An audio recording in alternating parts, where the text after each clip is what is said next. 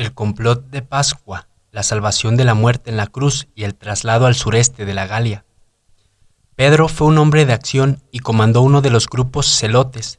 Hay que recordar lo ya anunciado sobre la conexión entre este movimiento y el Padre de Jesús, con ocasión de la rebelión del año 6, más activos y mejor preparados. Y junto a otras facciones radicales preparó el complot de Pascua en el año 30.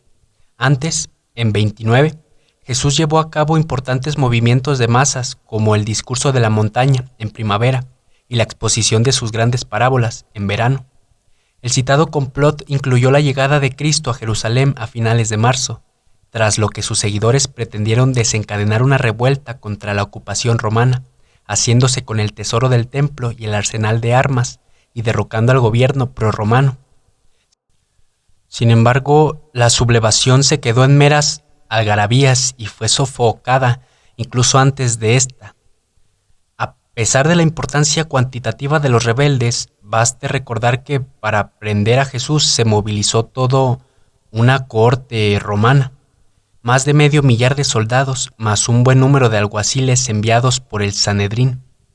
Tras su detención, Jesús fue torturado y el 4 de abril del año 30, crucificado, pero como resultado de un plan muy bien organizado, no murió en la cruz. La operación tuvo 3 fases esenciales. La primera consistió en darle a tomar un brebaje, el teórico vinagre mencionado por San Juan, o la pretendida mezcla de vino e hiel referido por San Mateo, capaz de provocarle una inconsciencia tan profunda que, a los ojos de todos, pareciera muerto. La segunda y aún más complicada fue convencer a Pilatos de que Jesús había fallecido, que por ende podía ser ya bajado de la cruz, sin esperar el tiempo comúnmente estipulado y sin quebrarle las piernas como era normal, y que autorizara su enterramiento, circunstancia nada frecuente en caso de crucificados. Y la tercera y última, propiciar a Jesús lo antes posible los medicamentos y atenciones requeridos por alguien que había sufrido todo lo que él soportó. De lo primero se responsabilizó personalmente Lázaro, que ya tenía experiencia propia, como antes se reseñó, en trances semejantes. La segunda fase recayó en José de Arimatea, propietario tanto del lugar donde se produjo la crucifixión como del sepulcro en el que se llevó a cabo el enterramiento del cuerpo. Este discípulo oculto estaba muy bien relacionado con los círculos de poder tanto romanos como del Sanedrín judío, y es verdad que a Pilatos le sorprendió la celebridad de la pretendida muerte de Jesús, tal cual reflejada en San Marcos.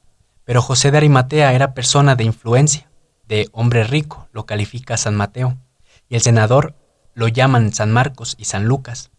Y tras el enorme suplicio padecido por Jesús y siendo sábado al día siguiente, día sagrado judío, consiguió convencer a Pilatos y los suyos del fallecimiento de Cristo y de la conveniencia de bajar cuanto antes su cuerpo de la cruz. Por fin, de la tercera y última parte de la operación se encargó Nicodemo, que apareció en la escena cargado de 100 libras de mirra y aloe y otros fármacos y remedios. La mirra es un desinfectante excepcional y son sobradamente conocidas las grandes propiedades curativas del aloe. Ahora bien, que Jesús no muriera en la cruz no significa que no sufriera tremendas heridas que le obligaron a pasar un lógico periodo de recuperación. Por ello, no es posible pensar que tan solo 3 días después de la crucifixión reapareciera entre los suyos. Y es que él se presentó ante sus seguidores, no fue Jesús, sino su hermano gemelo Tomás, sobre el que los textos apócrifos prohibidos por la Iglesia indican lo siguiente: gemelo de Cristo, apóstol del Altísimo, iniciado también en la enseñanza oculta de Cristo, ha recibido instrucciones secretas, instrucciones que le llevaron a hacerse pasar por Jesús conforme a un plan previamente programado. Lo pretendió primero ante María Magdalena, que no lo reconoció, lógicamente, como su marido, y lo intentó luego con más éxito ante un grupo de discípulos que se escondían de las autoridades judías, con los que departió de manera breve. Por razones obvias, entre ellos no se encontraba en este momento Tomás. Casi 2 semanas después de la crucifixión fue el verdadero Jesús, ya más restablecido, y el que compareció ante los suyos, ahora sí, con Tomás entre ellos, y les mostró sus heridas, aún muy vivas, y hubo que esperar un tiempo mayor para que se produjera una nueva aparición, con comida incluida a orillas del mar Tiberíades. No obstante, la narración que ofrece San Juan al respecto plantea algunas dudas sobre si se trató del auténtico Jesús o de su gemelo Tomás, dado que algunos discípulos no lo reconocieron como tal. A partir de ese momento, y tanto para completar su recuperación física, cosa que nunca logró de manera íntegra, como por motivos de seguridad, a los romanos ya le había llegado la noticia de que se encontraba vivo, Jesús se alejó de tierras judías. Primeramente no se desplazó demasiado lejos, adentrándose en el vecino y para él conocido Egipto. Mas posteriormente la permanencia de sus problemas físicos, el deseo de estar junto a su familia y la persecución romana le obligaron a plantearse un viaje más largo, que a la postre sería definitivo, acompañado de los suyos. El lugar elegido fue la otra punta del Mediterráneo y el sureste de la Galia, la Francia actual, donde se localizaba por entonces una importante colonia judía con gente de confianza. De esta manera, en torno al año 35, Jesús desembarcó en lo que hoy día es Saintes-Maires de la Mer, en la comarca de Camargue, acompañado de sus hijos, una niña, Tamar, de 5 años, y un niño, Jesús, de 2, su esposa, que estaba embarazada de otro varón, y su cuñado discípulo amado, Lázaro. Fundó allí el primer obispado, y algunos de sus adeptos más próximos, entre ellos San Felipe, San Maximino, constituyó el obispado de Narbona y José de Arimatea. Este tuvo que huir de tierra judía al ser ferozmente perseguido por los romanos y sus aliados judíos desde que se descubrió la trama que había posibilitado la salvación de la vida de Cristo. De su llegada al sur de Francia en el referido año dejó constancia el cardenal y bibliotecario vaticano Baronio en los Annales Ecclesiastici de 1601. Más tarde, José de Arimatea continuó rumbo a Britania, donde construyó un templo en Glastonbury y abrió un linaje al que siglos después perteneció Perceval y del que sobrevino la tradición esotérica en torno al rey Arturo y la mesa redonda.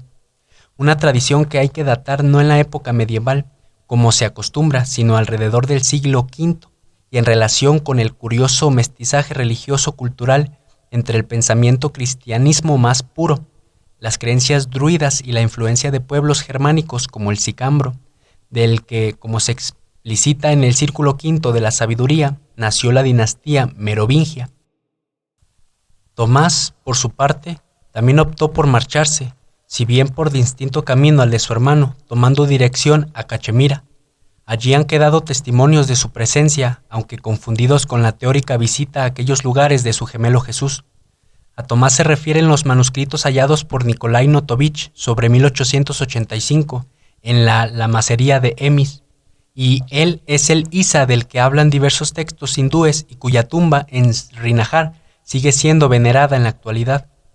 Como examina con más detalle el círculo V, el linaje de Jesús y María Magdalena se perpetuó en secreto en el sureste francés, donde ambos pasaron el resto de sus días.